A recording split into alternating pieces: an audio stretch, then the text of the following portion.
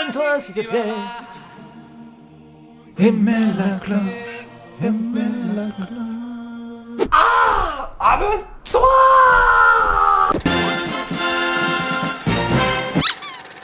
Ah, les grands classiques Disney, qui ne les aime pas? Personne! Tout le monde aime les Disney, même ce monsieur interviewé au hasard les adore. S'il vous plaît, aidez-moi, putain, ils sont des flingues. Vous voyez, tout le monde aime ça. Vous aussi les gars, vous aimez ça. Oh, tu sais, je préfère le Miyazaki. Ouais, mais en même temps, le plus important c'est quand même... Mais qu'est-ce que je disais? Vous voyez, tout le monde aime ça, c'est de la science putain.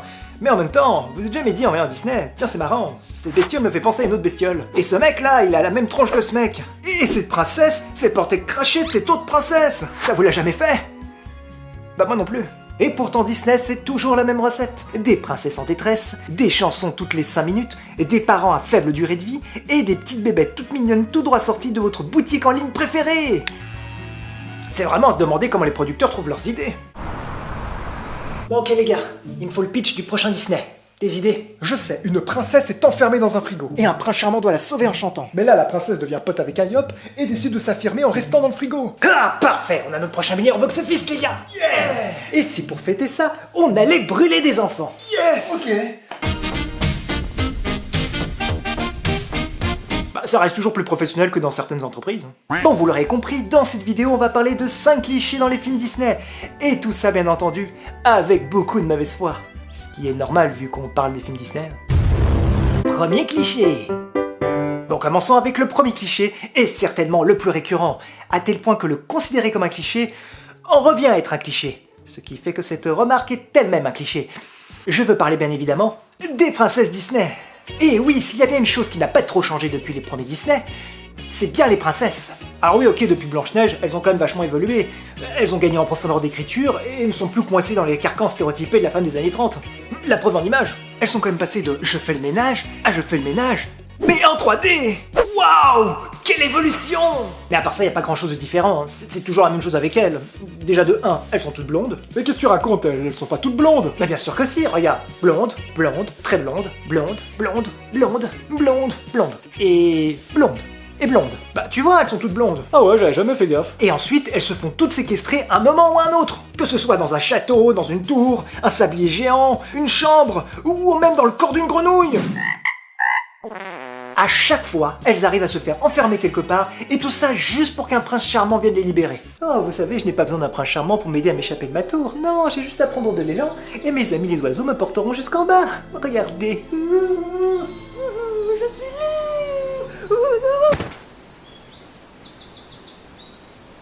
suis Je viens vous sauver, prince. Oh. Oh. Je sais pas pourquoi, mais ça m'excite. Oh, c'est tordu. C'est honteux. C'est scandaleux. C'est misogyne. C'est du fromage blanc. Oui, c'est du 0%. T'en veux? Bon après on va quand même pas faire des généralités, hein. Comme je disais plus tôt, les princesses sont comme devenues avec le temps beaucoup plus débrouillardes et beaucoup plus badass. On est comme à présent bien loin de l'hégémonie masculine si chère à Disney. Ouais, maintenant c'est nous les mecs. Non attends, j'ai loupé un truc. Bah quand on y pense, ça a peut-être pas changé tant que ça Disney. Tant pis. Deuxième cliché. C'est parti pour le second cliché, et on reste dans la famille royale, car nous allons aborder les princes.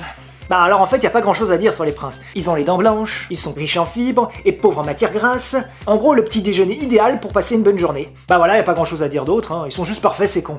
Tu m'étonnes que les princesses elles tombent immédiatement amoureuses quand elles les voient. Oh mais non, voyons, pas du tout. En fait, c'est juste parce qu'on a une grosse bite. Waouh. Je peux vraiment gagner un nouvel iPhone en cliquant sur ce lien. En gros, les princes chez Disney, c'est comme les princesses, c'est toujours la même chose, sauf qu'à la différence d'elles, eh bah eux, ils n'ont aucun défaut. Bah en même temps, quand on y pense, c'est tout à fait normal de pas avoir de défaut quand on est un homme. Ce commentaire est sponsorisé par Beauf Cola, le soda goût laxatif pour les beaufs. Alors, achète!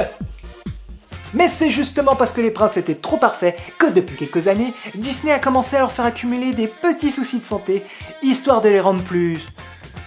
comme nous, je suppose. Voici Jean Gudule de Schlagerneuf. Il est prince du royaume de Patacouille, mais il est également diabétique, myope, astigmate, presbyte, intolérant au lactose et au gluten, asthmatique, sourd d'une oreille, unijambiste, pied de beau, castré, sujet aux hémorroïdes, aux flatulences et à la diarrhée, boulimique, anorexique, immunodéficient, constipé, à mauvaise haleine et écoute du Patrick Bruel. Peut-être, mais n'empêche, j'ai toujours une grosse bite. Wow! Mais c'est vrai qu'il a une grosse bite. Troisième cliché. Dans la vraie vie, si on veut sortir avec quelqu'un, il y a normalement plusieurs étapes à franchir avant de pouvoir baver dans la bouche de l'autre. Mais chez Disney, rien à foutre de tous ces conneries, on perd pas son temps, car là-bas, un simple regard équivaut à une demande en mariage. Voulez-vous m'épouser? Et c'est pareil dans tous les Disney. Et le pire, c'est qu'on montre ça à des enfants. Ils vont forcément se demander comment faire pour ensorceler les gens comme ça. Est-ce qu'ils ont un Sharingan? Ou une autre merde oculaire dans le genre? La conjonctivite. Mais en réalité, c'est pas parce qu'ils se regardent intensément droit dans les yeux qu'ils tombent amoureux l'un de l'autre. C'est parce que j'ai une grosse... Et non, c'est pas non plus parce qu'ils ont un gros sexe. Non, la vraie raison est purement physique. Ils sont tous beaux. C'est tout, y a rien à dire de plus. L'amour chez Disney est juste basé sur le physique. Tenez par exemple, Pocahontas. Dans cette fameuse scène, John Smith rencontre pour la première fois Pocahontas. Ils se regardent et paf! Tu sais direct qu'ils vont aller se coloniser mutuellement dans les hautes herbes. Non! N'allez pas dans les hautes herbes! Alors que si Pocahontas n'avait pas été une si belle femme, je suis pas sûr que John Smith serait tombé sous le charme.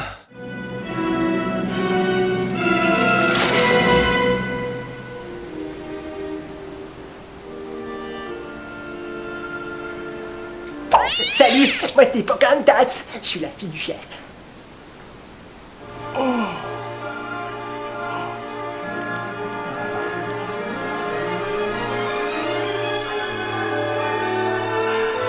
Ok, c'était peut-être pas un bon exemple, Pocahontas. Et puis de toute façon, ils finissent pas ensemble à la fin, donc faites-moi pas chier, ça compte pas. Un meilleur exemple, la petite sirène. Dans cette scène, Ariel sauve le prince Eric de la noyade et le ramène sur la plage. C'est alors que leurs regards se croisent, le tout sous un contre-jour bien dégueulasse. Et là, c'est le grand amour, le prince Eric est sous le charme, tout ça. Mais forcément, parce que Ariel, c'est une roue super sexy.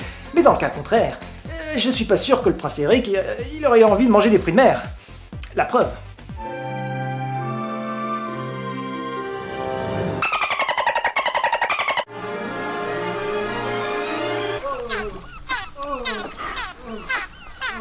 Ah putain, c'est bon, j'abandonne. Voilà, donc maintenant, pour tous ceux qui pensaient que dans les Disney, fallait être beau pour être aimé, c'est des conneries. En fait, il suffit juste de fixer l'autre intensément pendant 10 minutes, et c'est bon, l'affaire est dans le sac. Voilà, du coup, il va peut-être falloir rectifier le tir avec Quasimodo. Il a le droit au bonheur, lui aussi, merde!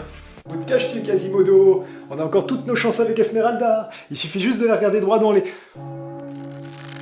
Oh. Je sais pas pourquoi, mais... ça m'excite. À qui dites-vous? Ah, devenir parent, c'est souvent le meilleur moment dans la vie d'une mère ou d'un père. Mais dans le monde merveilleux de chez Disney, c'est plutôt le signe qu'il serait temps de prendre une bonne assurance vie. Oui, parce que chez Disney, la plupart des parents crèvent au bout de quelques minutes seulement. Et il y en a même qui sont déjà claqués avant le début du film. Et oui, si un simple regard peut vous ouvrir les portes de l'amour, ici, la simple vue de votre enfant peut quant à elle vous ouvrir les portes de l'enfer. La conjonctivite. Et la raison à toute cette hécatombe parentale, c'est juste pour permettre au héros d'accepter son destin et de devenir celui qu'il doit être. Et ce, je sais ce qu'il devienne à son tour parent et qu'il meure lui aussi dans d'atroces souffrances. Ah, c'est beau d'être parent chez Disney. Moi, je suis sans enfant, donc je ne crains rien. Jour de liesse, votre majesté, la reine est enceinte. Oh, crotte. 5e cliché. Ta gueule! Dernier cliché, et on va le faire en chantant! Ah non! Quoi, ils le font bien dans les Disney, même d'ailleurs, ils le font tout le temps! Qu'il pleuve, qu'il neige ou qu'il vente, rien ne peut les empêcher de chanter jusqu'à se faire exploser les cordes vocales!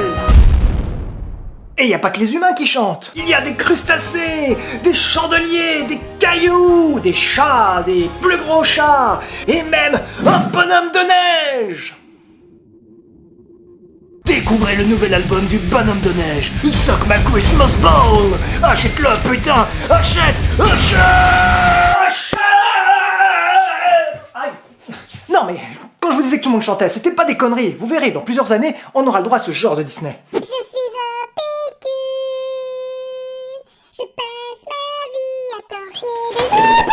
Mais la grande question, c'est pas pourquoi tout le monde chante, mais pourquoi est-ce que tout le monde le fait tout le temps? Enfin, je sais pas, on peut pas juste souffler un peu de temps en temps, ou alors peut-être qu'ils sont tellement heureux que du coup, ils se mettent à chanter, enfin, je sais pas, pourquoi?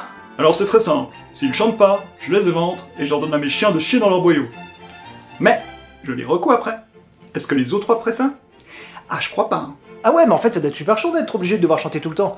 En fait, si ça se trouve, les mecs, mais ils sont juste ultra dépressifs. Smell the grass, the dirt, just like I dreamed they'd be. Tuez-moi.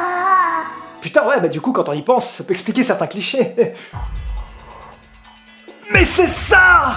Et si tous les clichés venaient en fait de cette obligation de chanter? Les princesses se laisseraient volontairement enfermer pour fuir la menace royale qui pèse sur leur boyau.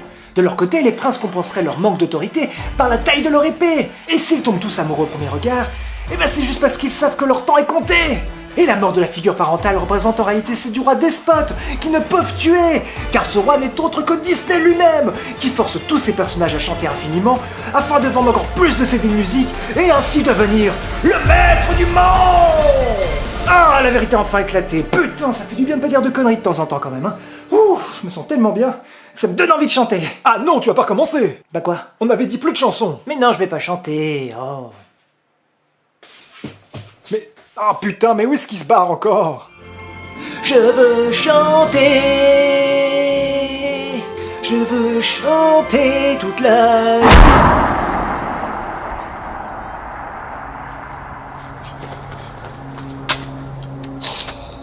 Mais à chaque fois, il se fait écraser par une bagnole, celui-là. C'est vrai que ça fait un peu cliché quand même. C'est vrai, ça.